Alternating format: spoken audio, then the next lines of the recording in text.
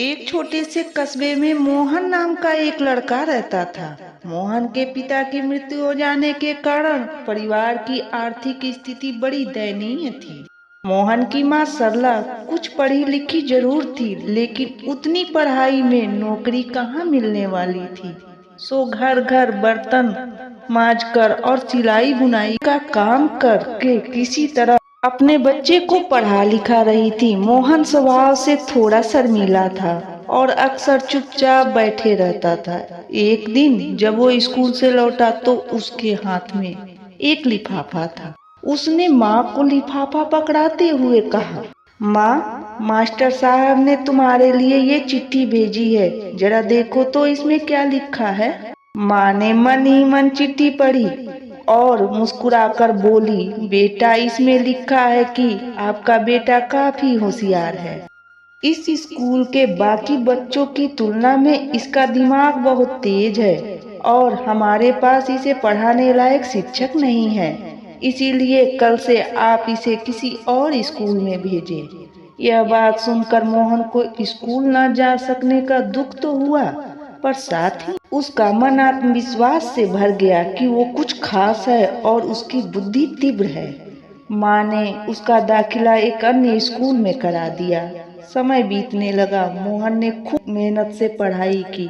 आगे चलकर उसने सिविल सर्विसेज की परीक्षा पास की और आईएएस ऑफिसर बन गया। नौकरी पाने के बाद मोहन की माँ ने मोहन की शादी कर दी। मोहन की पत्नी बहुत ही अमीर घर की थी। मोहन की पत्नी रागिनी अपने सास से चिढ़ती थी और उनसे ठीक से बात नहीं करती थी, क्योंकि वो मोहन के साथ बाहर रहना चाहती थी। मोहन अपनी माँ से बहुत प्यार करता था। मोहन की माँ के पास एक अलमारी थी जिसमें वो अपना सामान रखती थी। कुछ समय बाद मोहन की पत्नी को एक बेटा हुआ। मोहन की माँ खुश रहने लगी कि उनके घर पोता हुआ है। अब क्या, माँ जी का पूरा दिन पोते की देख रेख में बीत जाता। एक दिन रागिनी के माँ बाप रागिनी के घर आए, रागिनी के बच्चे को देखने के लिए। बच्चे के लिए ढेर सारे खिलौने, कपड़े और रागिनी और मोहन के लिए कपड़े लेकर आए। रागिनी बहुत खुश हुई। रागिनी ने उनको कुछ दिन अपने पास रुकने को कहा।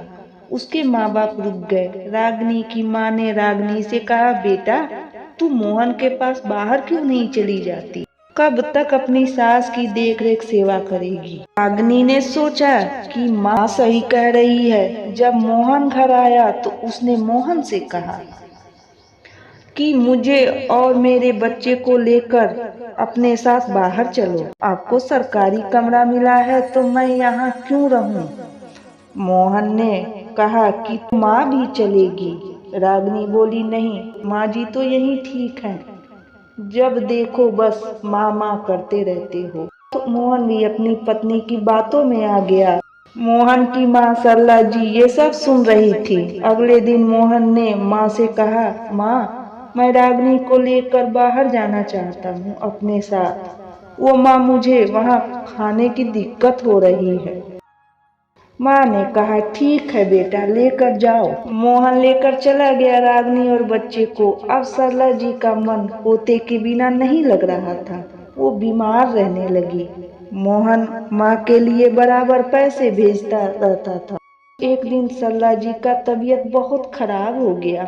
पड़ोसियों ने मोहन को खबर दी कि तुम्हारी माताजी बहुत बीमार हैं। ये सुन मोहन रागिनी और बच्चे को लेकर माँ के पास आया और देखा माँ बेसुध पड़ी है। वो माँ को देखकर रोने लगा। मोहन माँ को लेकर अस्पताल गया, जहाँ कुछ दिन इलाज कराने के बाद माँ ठीक हो गई।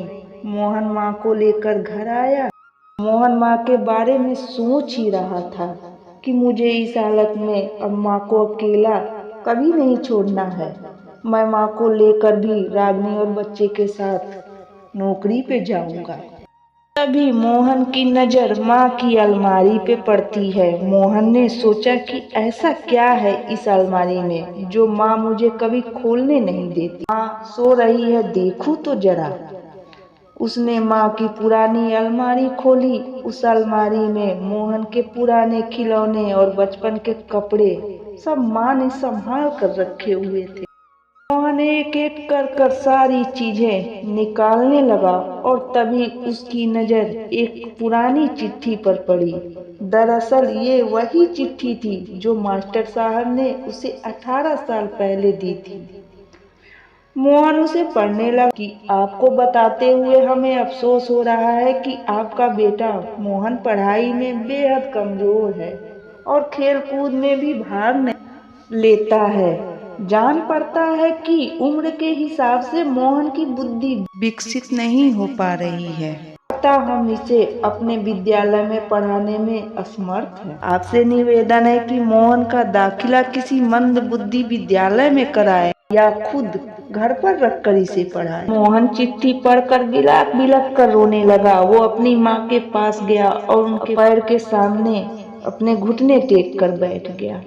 मोहन रोए जा रहा था। मोहन के आंसू जब माँ के पैर पे गिरे तो माँ की नींद खुल गई। बोली, मोहन मोहन क्या हुआ बेटा? अब तो मैं ठीक हो गई हूँ, तो तू रो क्यों रहा है? रो क्यों रहा है बच्चा? मोहन वो स्कूल की चिट्ठी माँ को दिखाई और बोला, अगर आप उस समय मुझे इस चिट्ठी पढ़कर सुना देती तो मैं ना अच्छे से मन लगाकर पढ़ पाता और ना ही मुझे ये नौकरी मिलती। और मैंने आपके साथ क्या किया? अपनी पत्नी की बातों में आकर आपको इस घर में अकेला छोड़ दिया था। अब आज से आप हमेशा मेरे साथ रहोगी। रागिनी भी माँ के पैर पकड़ लिए बोली, माँ माफ कर दीजिए मुझसे बहुत बड़ी भूल हो गई है। माँ ने रागिनी को गले लगाया और अपने पोते को लेकर खिलाने लगी। बोली, मेरी तो तबीयत मेरे पोते के दूर जाने से खराब हुई है। मोहन रागिनी, माँ, बच्चे को लेकर अपने साथ चला गया।